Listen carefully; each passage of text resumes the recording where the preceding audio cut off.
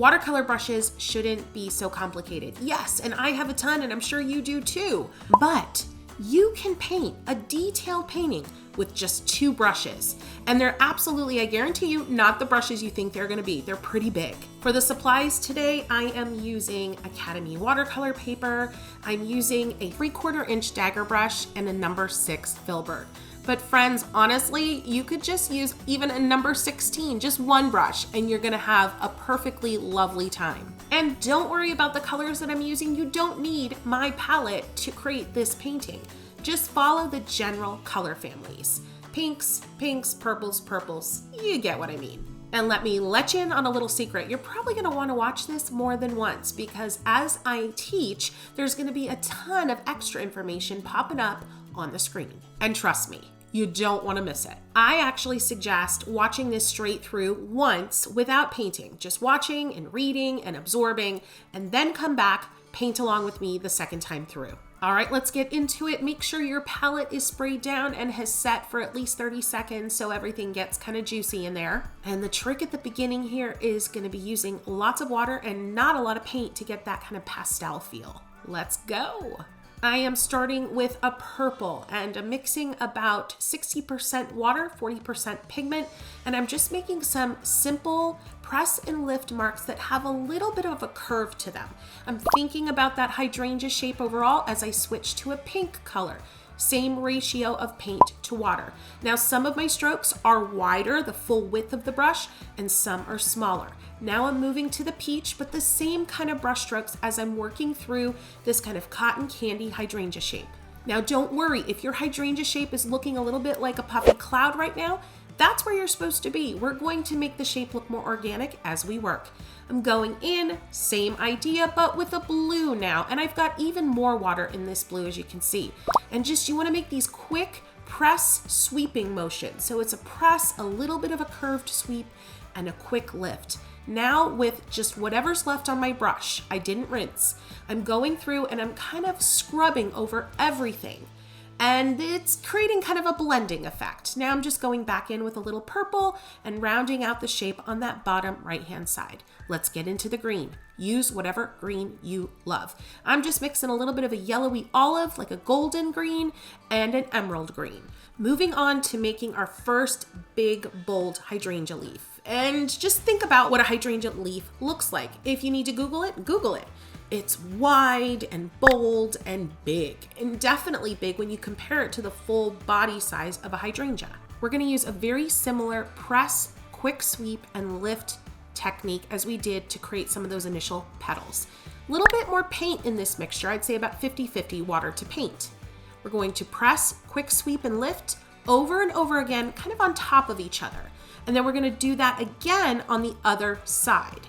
And you'll see as you leave some space in the middle, the main form of your big leaf coming together. And then of course, fill in the middle with a little bit of green or water on your brush. I'm adding a little bit of peach too, because when that page is wet, friends, that's an opportunity. That is my mantra for watercolor. A few little thin strokes coming out from the middle base of that hydrangea flower, and then repeat them to create your stem. And then have another stem kind of V'ing off to the right and connecting back with that hydrangea. Let's take a look at it again. The key here for creating a stem that feels light but still structured is using a light touch, almost like a tentative touch. But you're still confident, you know the direction, you know the angle, but your hand isn't pressing hard at all on the paper. And feel free to change up your green a little bit. Maybe mix in a little bit of brown to darken areas of it up as you are painting down the length of that stem. Friends, are you having a blast? Having a good time? Feeling like you're getting something out of this? If you are, I would love if you'd go ahead and give this video a boop. Friends, that's a like. And that just means that you're having fun here and you're letting everybody know it. It's time to start adding some smaller complementary leaves. We're gonna do that above that leftmost big leaf that we started with. And these are gonna be a press, sweep, drag, and lift. Press, sweep, drag, and lift. You could do several different smaller sizes or one medium size here. And you're bumping right up next to that hydrangea shape. Now, if you wanna add some silhouette loveliness to this leaf, you can go back. Everything's still wet on that leaf. and do a little notching, a press and lift, leaving some space in between your press and lifts, and that creates that notched effect.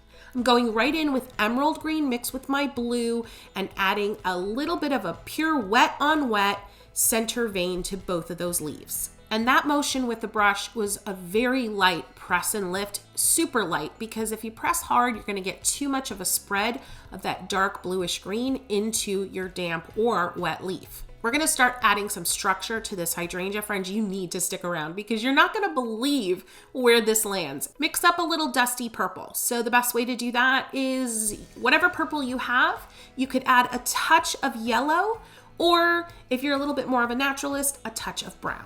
Traditionalist, naturalist, whatever, you know what I mean. And if you're curious like how I make these decisions about color mixing, it's all about basic color theory. And I have a really cool video that walks you through color theory in a really approachable way.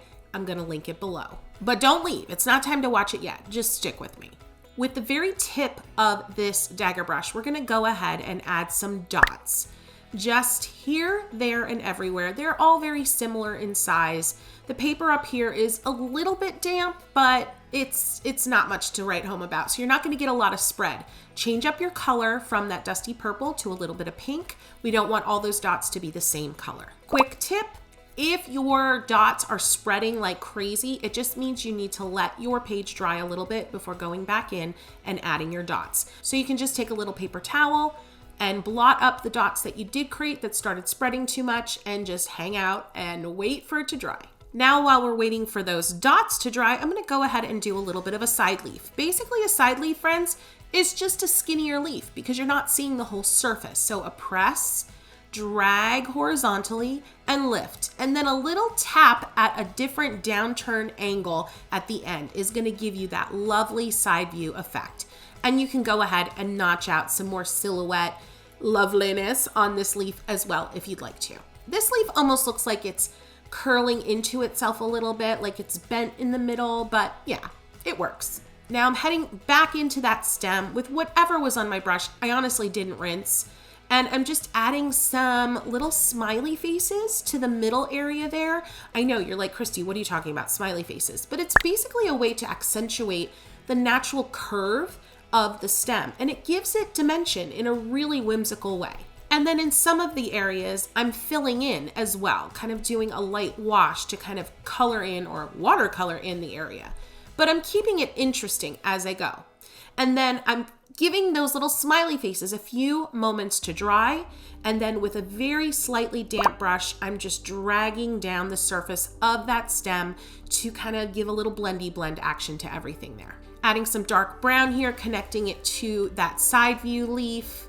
Adding a few small leaves here. You know how branches or stems are to these kind of woody flowering bushes. They have little sprouts, little leafy sprouts that pop up. So I'm just creating some of those with a green and a brown kind of mixed together, but not on my brush, on the page. And if you want to know more about mixing color on the page versus on a palette, you're gonna wanna watch the video I link below. But remember, not yet. Those tiny leaves I created with this brush are just a simple press, short drag, and slow lift to get that nice fine point. Let's go ahead and watch how that stem and those smaller leaves evolved. I think it's a really important thing to watch again. And then we're gonna get back into the hydrangea petals. I don't do this often, but you might wanna clean out a little space on your mixing palette. You want clean color here. You don't want to get it too muddy. I mean, this hydrangea is definitely like a vintage look. Colors are dusty. Things are just kind of vintage vibing, but we don't want dirty, muddy colors. All right, friends, I am switching to my filbert brush here, but I gotta be honest, you really don't need to. That's the magic of this painting, and honestly, it's the magic of watercolor and a really good brush. If your brush has a nice body to it, a nice width to it, and then comes to a point, a beautiful point, you're golden. You don't need to be switching up brushes back and forth. So if you want to just keep painting with whatever you've got, whatever you started with, I know you're going to still be successful.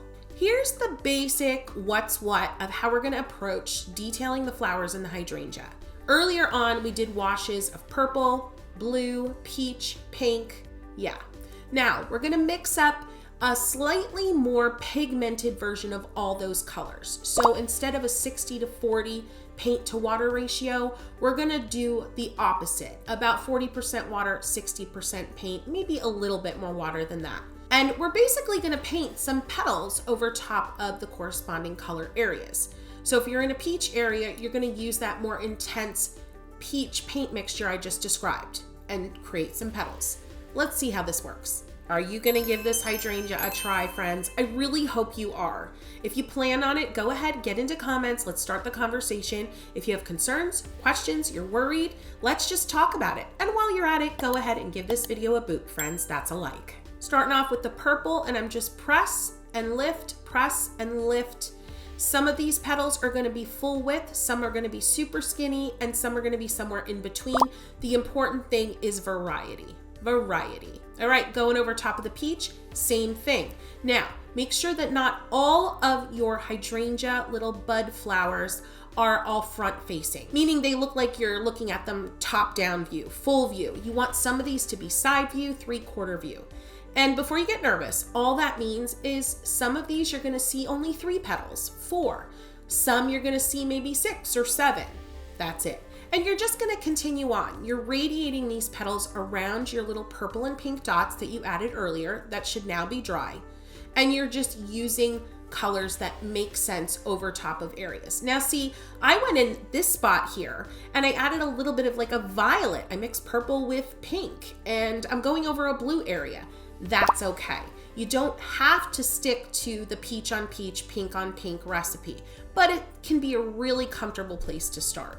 You can see as I'm evolving an area, I'm going right into really saturated mixtures of these same colors. So right there in the bottom middle, you can see I'm getting really intense, kind of that juicy on dry effect with that blue color, meaning there's a lot of pigment, not a lot of water, or excuse me, a lot of paint, not a lot of water on my brush. So I'm getting that really high contrast look.